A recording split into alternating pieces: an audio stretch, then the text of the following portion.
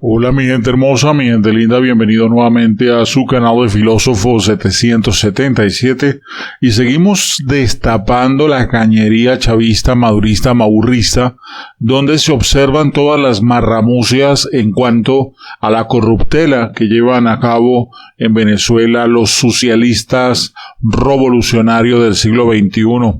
Nada más y nada menos que el señor Andrés Arauz, sí, Andrés Arauz, ayudó a instalar una vía directa de lavado de dinero, de dólares, entre Ecuador y Venezuela. El chavismo internacional apuntaba a crear una arquitectura financiera propia que le permitiera mover dinero entre países socios sin ningún tipo de contraloría. ¿Cómo les parece? Andrés Arauz, el candidato a presidente por Rafael Correa, ha jugado un papel fundamental para ayudar a instaurar en Ecuador un sistema que facilitó la corrupción entre ese país y Venezuela. Millones de dólares fluyeron entre ambas naciones de forma irregular durante años a través de esa vía. Desde un puesto clave en el Banco Central de Ecuador, Arauz contribuyó con la adopción del llamado Sistema Unitario de Compensación Regional en Ecuador. La iniciativa fue impulsada por el propio Sambo de Sabaneta, Hugo Chávez, quien quería crear una unidad de cuenta común que lograra sustituir los dólares. De esta manera se podrían ejecutar transferencias de recursos entre los países que la adoptaran sin tener que pasar por ningún tipo de supervisión internacional. Inicialmente, el Sucre estaba pensado solo para los países que conformaban el Club de Países Amigos, auspiciado por el Eje Caracas, La Habana, de la Alianza Bolivariana para las Américas, el famoso ALBA. El Sucre comenzó a utilizarse en el 2008, pero Ecuador se unió a la iniciativa en el 2010. La necesidad de unirse al Sucre era motivo de discusión en el Banco Central de Venezuela hace 11 años. En ese momento, un informe que fue dirigido a Arauz, quien era para la fecha el director general bancario del organismo, según eso, Arauz seguiría siendo empleado del Banco Central de Ecuador de forma intermitente hasta el año 2020, abandonando definitivamente su cargo para dedicarse a la campaña presidencial. Así quedó expuesto por el periodista y asambleísta ecuatoriano Fernando Villavicencio en su cuenta oficial de Twitter. El asunto del reporte es la apertura de cuentas corrientes en dólares a nombre de bancos centrales para facilitar el flujo de los recursos entre los países de la región, y eso fue lo que hicieron. El informe, que fue firmado en parte por Verónica Artiola, quien hoy en día es gerente general del Banco Central de Ecuador, establece como un problema que los países latinoamericanos tienen vínculos muy cercanos con los sistemas de pagos de los países desarrollados.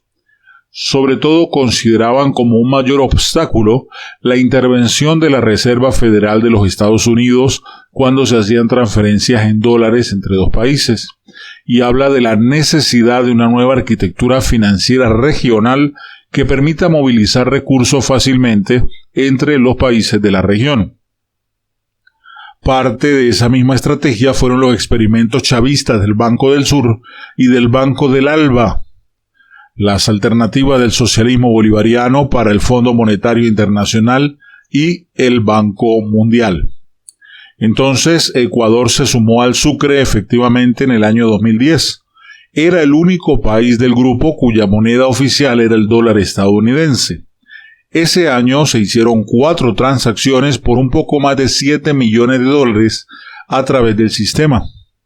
Para el año 2016 totalizaban más de 2.826.999.495.000 dólares, según cifra del Banco Central ecuatoriano. En el 2012 fue el año con más volumen de transferencias, con un equivalente a más de 910 millones de dólares. Dependiente del dinero que pagaba el régimen chavista, el Sucre se fue a pique junto con la economía venezolana. Hoy es una construcción teórica sin uso práctico. Carlos de la Torre es exministro de Finanzas ecuatoriano y uno de los mentores diseñadores del Sucre. Fue él quien le explicó a Diario El Comercio que el sistema no se utiliza porque este sistema operó para el comercio con Venezuela. Agregó además que las exportaciones hacia Venezuela han caído considerablemente por los problemas económicos de este país, pero el sucre sí fue muy útil al momento de lavar los dólares entre Ecuador y Venezuela. Más de $1.000 millones por exportaciones de Ecuador a Venezuela se habrían realizado entre 2010 y 2013, utilizando en aquel entonces la moneda virtual sucre.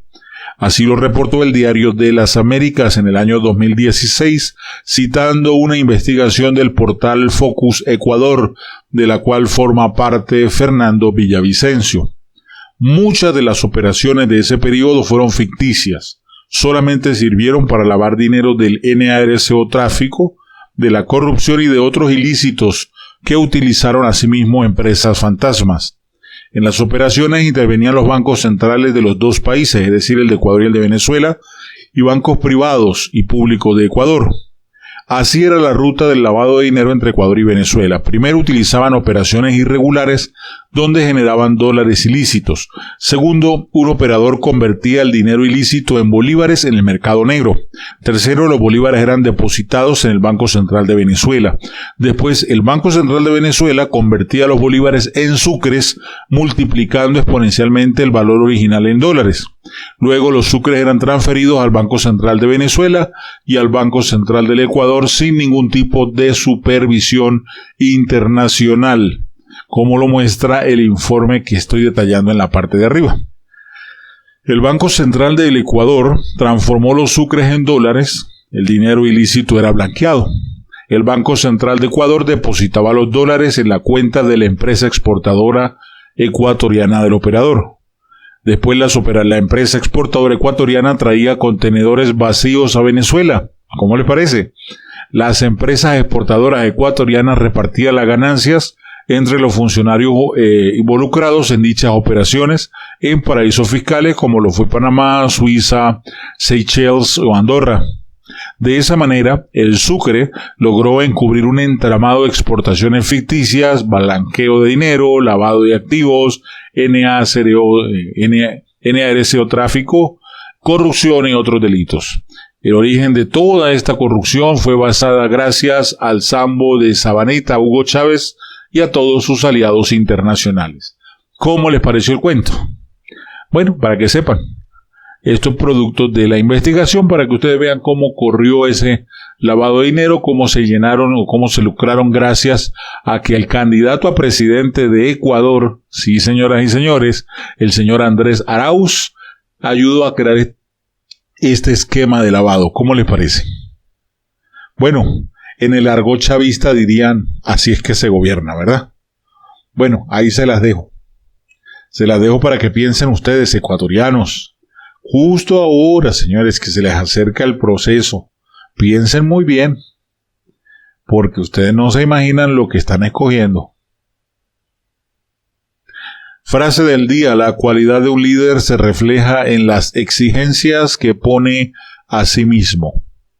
Así es, un líder verdadero es aquel que se coloca retos o desafíos serios, que de verdad lo lleven a cosas grandes, que exijan más de sí, de su capacidad, de su intelecto, de su activismo, qué sé yo. Así que es importante eso, que el líder demuestre de qué está hecho, porque de lo contrario, ¿de qué sirve? Bien, hasta aquí la información. Como siempre, un abrazo rompecostillas, se les quiere mucho, les recomiendo seguirme en Telegram. Tengo mi grupo de Telegram, @filósofo777USA. Bendiciones.